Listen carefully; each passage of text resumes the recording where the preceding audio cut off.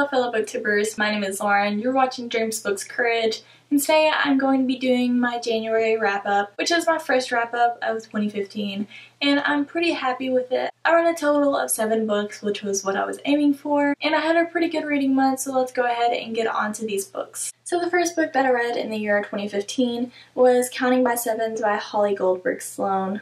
And I was not really expecting this book to be as good as it was, but it was a very inspirational book and I really enjoyed reading it, especially whenever I was starting out my new year. This is a middle grade novel about a 12-year-old named Willow Chance, and she is a prodigy. She's very good at learning anything. She knows several languages, she knows a lot about the medical field, and she is a very caring person on top of that. Whenever she was born, she was adopted, and then at the very beginning of this book, we see her adoptive parents pass away whenever they get in a car accident. So from the very beginning, we're exploring Willow's grief and her just being able to rise above that grief that she has. And this book is just all about moving on and staying positive through it all. And although she's just 12, she does so much within this book that is just so inspirational to me, and I'm sure it would be to a lot of you guys as well, so I definitely recommend you guys read this. I gave it 5 out of 5 stars. And next we have The Bane Chronicles by Cassandra, Clare, Sarah Reese Brennan, and Maureen Johnson. This contained either 11 or 12 stories, but they're all short stories about Magnus Bane, who is from both the Infernal Devices trilogy and the Mortal Instruments series. He is a warlock, and within the Shadowhunter world,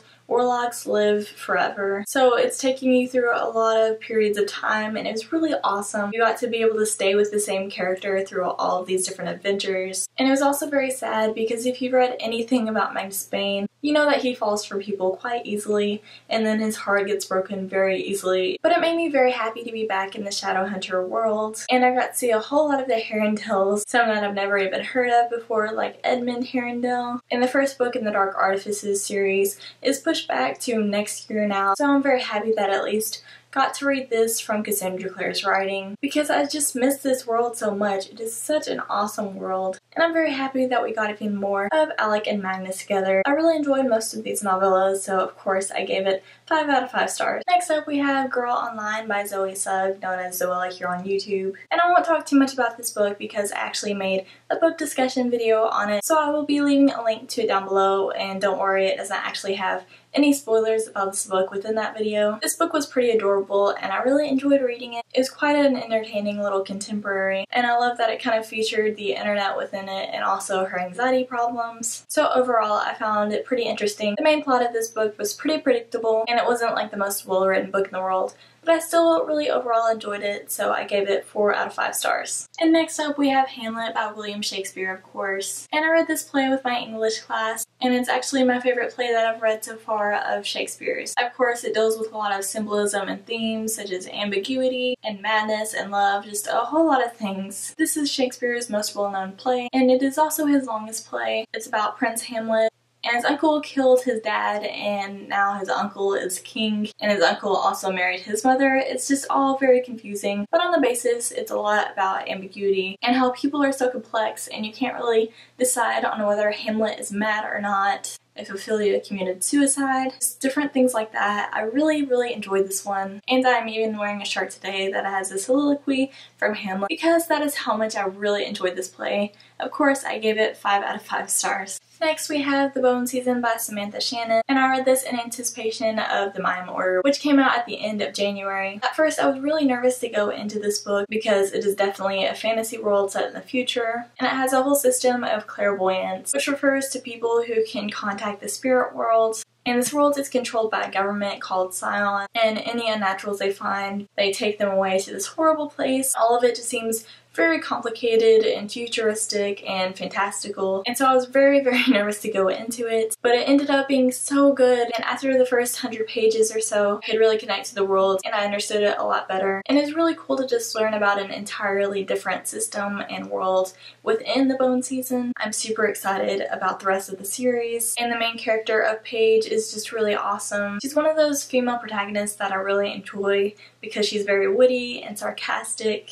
and stubborn and and independent, and all those things combined together just made her a really awesome and interesting protagonist. And I'm very interested about where this book is going to go into the second one, because of course the first one is always a little bit rocky, especially in this world, because there's just so much world building to be done. But I think Samantha Shannon did it in a very good way. And so of course I gave this book 5 out of 5 stars. It really was phenomenal, and I'm very excited about where the second book is going to go. And this next book I wasn't really planning to read this month, but I decided I should since I've just been so much into fantasy. And it is Attachments by Rowell. I absolutely love this book, and I knew I was going to love this book, although it is a little bit weird because it's about these two best friends and they work at a newspaper, and then there's this guy named Lincoln and he works in IT, and he's supposed to screen all these emails, and he ends up coming on these two girls' emails, and he just gets really interested in their lives, and so he never stops reading their emails, and he ends up falling in love with one of the girls named Beth, and so it just gets a little bit weird within it. But I really enjoyed this, especially the girls' conversations. It just reminded me of me and my best friend, and just the journalism aspect of it as well, because I'm going to be majoring in journalism in college. I just really enjoyed everything about this book, and how adorable it was, and how in a way it was kind of like insta-love, but not really, because these two people both felt a connection to each other without ever meeting, and Lincoln fell in love with this girl not because of her looks or anything, but because of how funny and witty she is, and he was in love with her before he ever saw her face. And it just made me so happy and full of the feels, and it was just such an adorable read. I would definitely recommend it to all of you guys. Definitely 5 out of 5 stars. And the final book that I read in the month of January was Bloodlines by Rochelle. And this is kind of a continuation of the Vampire Academy world, but within this one it's actually being told by a human whose name is Sydney, and she is an alchemist, which means she's one of the people who kind of keeps the human world and the vampire world separate, and she ends up having to go to this boarding school with a vampire to keep her safe. And I don't want to say too much about it just because it might be a little bit spoilery if you have not yet read the Vampire Academy series, which you definitely should because it's awesome. I didn't really enjoy this book as much as I enjoyed Vampire Academy because Sydney is more like me, and although she does have a fierceness about her, she's not like super funny or witty or sarcastic like Rose was in the Vampire Academy series. And we have Adrian in this book as well, and I really enjoy Adrian. He is a vampire. He has these snarky remarks on pretty much everything. And I really thought there would be more romance in this book, but there really wasn't. It was an alright book, and I will definitely be continuing on with this series. But I hope it gets better because right now it was just kind of okay. I think it was probably because it didn't really have a romance element to it, but I'm sure it will in the upcoming books. So for now, I just gave this book a 4 out of 4 stars, but I'm definitely excited to go on to the rest of the books in the series. So those were the books that I read in the month of January. I'm pretty happy with myself that I at least got through 7 books this month. I hope you guys had as good of a reading month as I have. I think my favorite book of this month was The Bone Order by Samantha Shannon. I would love to hear what your favorite book was down below. And now I'm going to go get back to reading.